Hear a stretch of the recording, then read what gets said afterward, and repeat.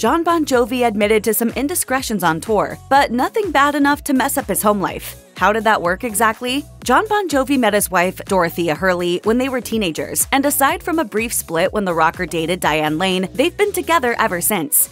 We finally ran away on a day off, and I went to Vegas and got married.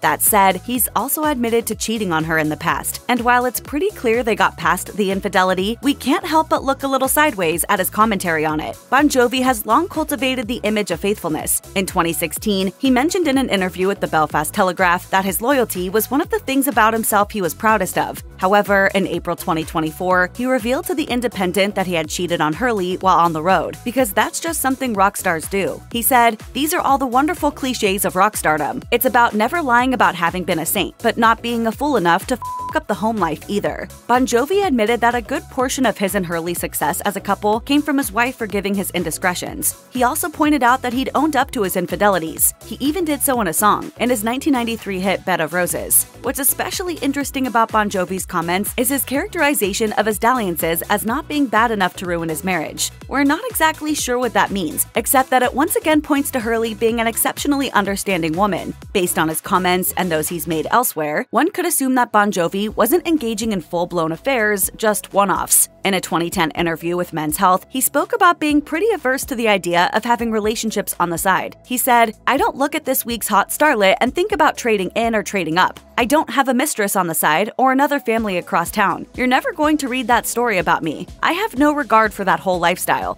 Even so, Bon Jovi owned up to his mistakes in that interview too, even using very similar language to describe himself. He confessed, "I'm not a saint, and I have not been a saint." The rocker added that Hurley was well aware of that, and that she had been from the get-go. Even knowing all that, she still chose to stand by him. As much as we may side-eye Jon Bon Jovi's take on marriage and cheating, at the end of the day, this is one very loving couple, and that's not just a false narrative Bon Jovi has painted. In fact, Hurley herself has spoken about their marriage being founded on mutual respect. In 2020, the couple spoke to people about what's helped their marriage become one of the longest lasting in Hollywood, especially when so many other rock star relationships, or as Hurley pointed out, plenty of non-celebrity couplings ended. And I think if you can grow together and have the same kind of values and respect for each other, then I think that you can certainly survive it.